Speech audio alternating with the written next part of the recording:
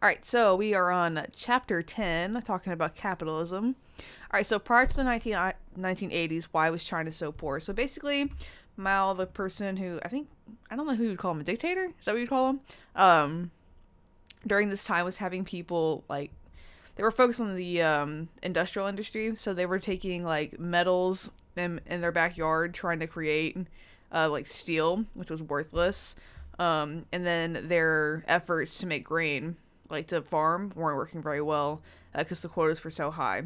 And basically, what happened is that there was a giant starvation of like 10 to, I think it said 60 million people dying, which I thought was crazy. I would have to look up like how many people existed during that time, but that's an insane amount of people. I think I googled it and it was like one of the biggest like starvation like events to happen in history, which I was completely unaware of, which is wild.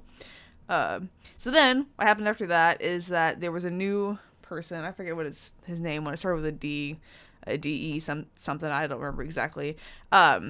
Basically, what he did is that he increased the pay for crops to give people an incentive to work because before they were just working for points, which is wild. And that they also allowed people to have some actual land instead of everything is owned by China. So they actually had to have some of their own land, which gave them an incentive to work harder.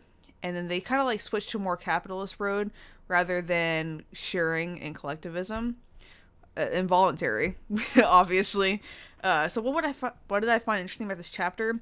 One part that I really honed in on was how interesting it was how they changed the market. Okay, so basically what they said is that instead of going fully into like a full market, he introduced how do I explain this? So basically like instead of every year having a new production quota, he froze it. And then keeping it frozen meant that everyone could like meet that quota easily and then go past it. So then they had an incentive to work harder. And why this worked is because it was simple. People trusted in it. If they went into a full market, it would have thrown everybody off. There would have been unemployment. Everyone would have starved to death again. But it was simple, so they were able to like trust it. And then there was an incentive to work because like they could actually meet that quota and go beyond it and keep some of the profit that they had promised. They had an incentive to actually work. And as a result, the markets operated where they mattered and, things improved. So the overarching idea was that because the standard was frozen, the market could actually grow beyond that. So I thought that was really interesting.